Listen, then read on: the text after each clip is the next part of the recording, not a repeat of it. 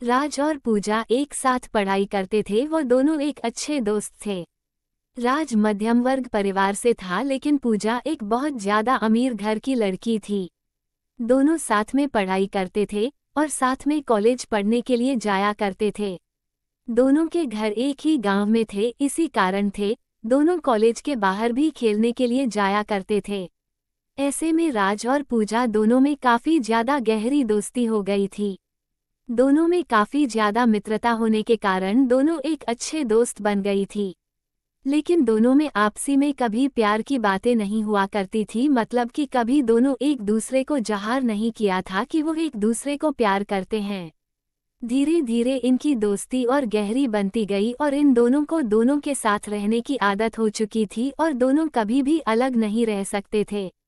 धीरे धीरे राज को पूजा से बेइंतहा प्यार हो गया था, लेकिन पूजा को इस बारे में नहीं पता दे। पूजा हमेशा चाहते थे कि वो एक अमेरिका तथा विदेश में रहने वाले लड़के से शादी करेगा जो बहुत ज्यादा अमीर होगा। लेकिन राज एक मध्यम वर्ग परिवार से था, इसी कारण से पूजा की ध्यान राज पर नहीं गया।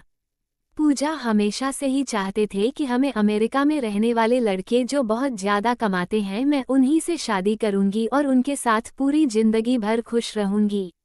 धीरे धीरे समय बीतता गया। पूजा की शादी की उम्र हो चुकी थी। उनके माता पिताजी हम लड़के ढूंढने की तैयारी कर रहे थे।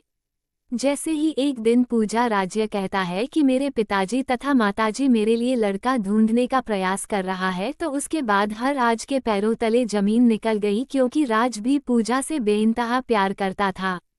लेकिन राज पूजा के मन के बात को जानता था चित्र से कि हुआ क्या चाहती है, और पूजा तो हमेशा से ही अमीर लड़के से शादी करने के लिए चाह रहे थे। ऐसे में अगर राज अभी तो पूजा से शादी नहीं हो सकती थी, इस कारण से हुआ चुप ही रहा और जो हो रहा है उसे होने दिया। धीरे धीरे जैसे ही उनके माता पिताजी ही लड़का ढूंढने का प्रयास करने लगा था, वैसे ही एक अमेरिका से लड़का आया था शादी करने के लिए, जिसका नाम पीयूष था। बहुत ज्यादा अमीर घर का लड़का था। वो अमेरिका में जॉब करता था और उसकी महीने की कमाई तकरीबन $500 प्रति घंटा थी। जैसे जैसे शादी के बाद भी चलता गया, वैसे वैसे राज की जिंदगी खराब होने लगी थी। वो अपने आप में किसी भी चीज पर ध्यान नहीं देता था, साथ ही पढ़ाई लिखाई पर भी ध्यान नहीं दिया करता था। राज को पूजा के जाने का गम सताने लगा और वह चाहकर भी इस बात को नहीं बोल सकता था कि राज पूजा से शादी करेगा, क्योंकि राज के पास से अपनी हैसियत नहीं थी, जितनी हैसियत के लड़के के बारे में पूछा आपसे सोचा करते थे और रात को भी बताया करते थे। युवा कितनी हमें लड़के से शादी करेंगे आ रही थी। जैसे जैसे पूजा की शादी नहीं दिखा रही थी, वैसे वैसे राज का जीना मुश्किल होने लगा था। वो अपनी लव स्टोरी इन हिंदी के बारे में किसी से कुछ नहीं कहता था और लोगों को भी यह पता नहीं, कुछ भी नहीं चल रहा था कि राज पूजा से प्यार करता है। जैसे जैसे पूजा की शादी नजदीक आ रही थी, वैसे वैसे राज की जिंदगी में बेचा ही नहीं हो बेदर्द जिंदगी शुरू होने वाली है हो रही थी। जैसा कि आप सभी लोग रुलाने वाली लव स्टोरी को बहुत ज्यादा पसंद करते हैं, ठीक है, इस कहानी में भी है। इस कहानी में राज जब एक दिन दिखता है कि पूजा के घर में बहुत सारे आदमी आए होंगे और उसके घर में पीयूष, जिससे पूजा की शादी होने वाली थी, वह भी आया हुआ था। जितना देखते हैं राज सब कुछ समझ गया कि पूजा की शादी फिक्स होने वाली है और राज मन ही मन अपनी औकात पर पछतावा कर रहा था कि अगर मेरे भी औकात होती है ज्यादा पैसों की, ज्यादा अमेरिकी, तुम्हें भी पूजा जैसा नहीं कर सकता था। जैसे ही पूजा की शादी फिक्स हो गई थी, उस दिन रात में राज रात भर नहीं सोया था। वह रात भर अपने बिस्तर में रो रो कर अपने प्यार को याद कर रहा था। राज सोच रहा था कि मैंने प्यार में किया तो ऐसा प्यार किया कि नहीं उसे बता सकता हूँ और न ही उससे शादी कर सकता हूँ। इसके बाद राज फिर सुबह उठकर है और पूजा के घर चला जाता है, क्योंकि पूजा में उसके घर आई थी राज को बुलाने के लिए। दोनों की शादी में महज कुछ ही दिन बाकी थे। पूजा अपनी शादी को लेकर बहुत ज्यादा खुशी में थी। इधर आज अपनी जिंदगी को लेकर लेने सपने, दादा रात भर रोया करता था अपनी सैड लव स्टोरी को लेकर। दोस्तों, हमेशा से ही प्रेमी प्रेमिका के बीच में यही सब होता आया है। जब भी कोई किसी से सच्चा प्यार करता है, वो उसे बहुत ही मुश्किल से मिलता है और सच्चा प्यार की कहानी बहुत जल्दी अंत हो जाती है। अब तो पूजा की शादी होने ही वाली थी। राजेश की तैयारियों में बिजी था। पूजा राज को अपने साथ कभी मार्केट लेकर जाती है तो कभी कपड़े खरीदने के लिए रुक अभी दर्जी के यहाँ। राज बेचारा पूजा की शादी को लेकर बहुत ज्यादा तैयारियां कर रहा था। साथ ही है राज को मन ही मन बहुत ज्यादा उदास भी रह रहा था कि उसकी जिंदगी में से पूजा जाने वाली है। लेकिन फिर भी वो किसी से कुछ भी नहीं कह रहा था और अपना काम सही और सही समय पर कर रहा था। अब तो वो दिन भी आ गया जो पूजा के सगाई हो रही थी। फिर भी उसके एक ही दिन बाद पूजा की शादी थी। सभी मेहमान लोग आ चुके थे। राज मेहमान की खातिरदारी कर रहा था तथा अब तो बाराती भी आने वाले थे पूजा की, और वह बढ़ाते की खातिरदारी अथवा सम्मान करने के लिए तत्पर खड़े थे। आपको बता देगी, दिल में इतनी ज्यादा दर्द होने की वजह से अपनी प्यार की कहानी किसी को बताए बिना एक बार चुपचाप सब कुछ जान कह रहा था। अब तो पूजा की शादी हो गई थी। पीयूष बस के साथ घूमने फिरने के लिए तथा हनीमून मनाने के लिए कहीं दूर जाने वाला था।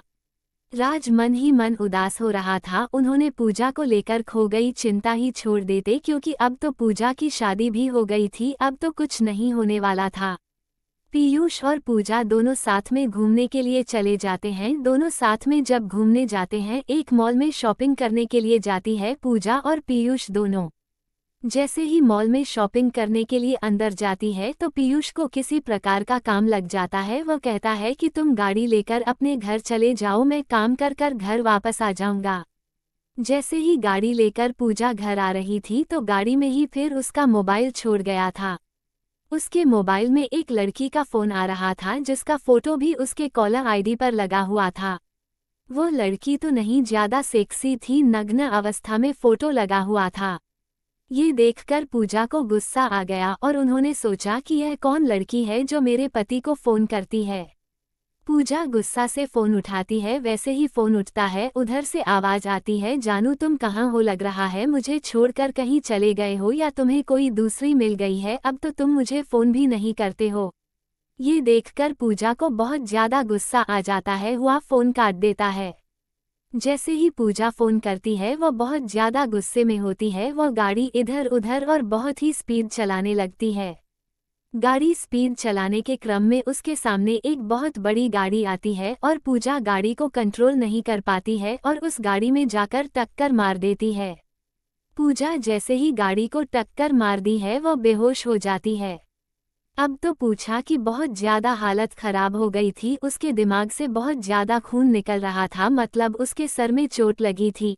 जैसे ही ऐसी जानकारी पूजा के घर वाले तथा राज को मिलती है, वह तुरंत ही दौड़े दौड़े शहर जाकर अपनी पूजा को उड़ाकर हॉस्पिटल लेकर आता है।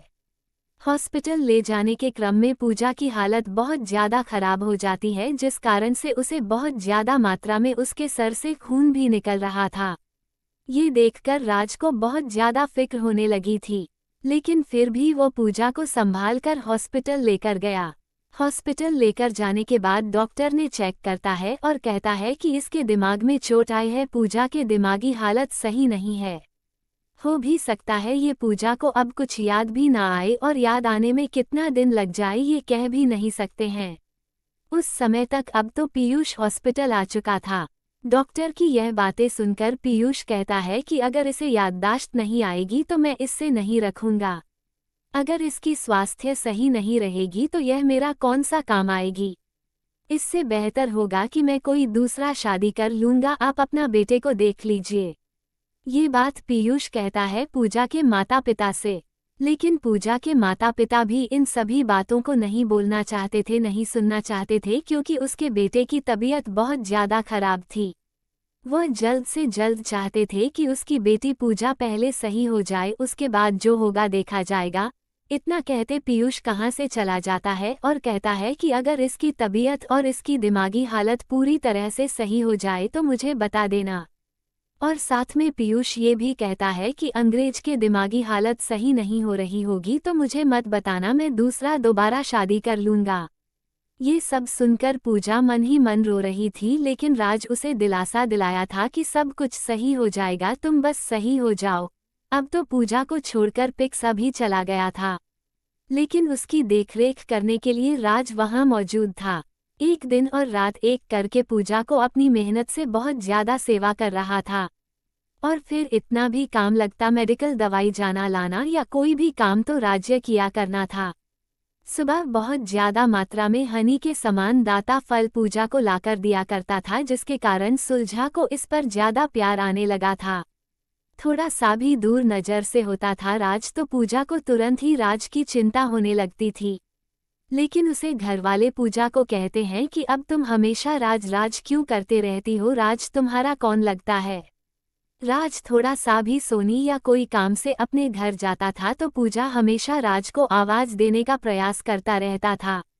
पूजा को जब भी किसी चीज की जरूरत पड़ती थी तो वो हमेशा से ही राज से मांगा तो करती थी। एक दिन जब पूजा अपने माता पिता से कहती है कि राज कहाँ है, बोला हमें उसे बात करनी है, तो पूजा के माता पिता कहता है कि राज की शादी होने वाली है, राज भी अपनी लड़की देखने के लिए बाहर गया हुआ है। इतना सुनते ही पूजा के दिल में घबराहट होने लगती है और कहता है कि मेरा आज को लड़की की क्या जरूरत पड़ी है, आज तो बोल रहा था कि अभी वो शादी नहीं करेगा। फिर उसके माता पिता कहता है कि राज की भी शादी की उम्र हो गई है। उसके माता पिता बोल रही है कि शादी करने के लिए, इसी कारण से राज अपनी लड़की देखने के लिए गांव से बाहर गया हुआ है। फिर वह कहती है कि मुझे उसे जरूरी काम है, उसे जल्दी बुला दो। राज के माता पिता तथा राज दोनों तैयार हो रहे थे लड़की देखने जाने के लिए, तभी पूजा के माता पिता को फोन करके कहता है कि राज कहाँ है।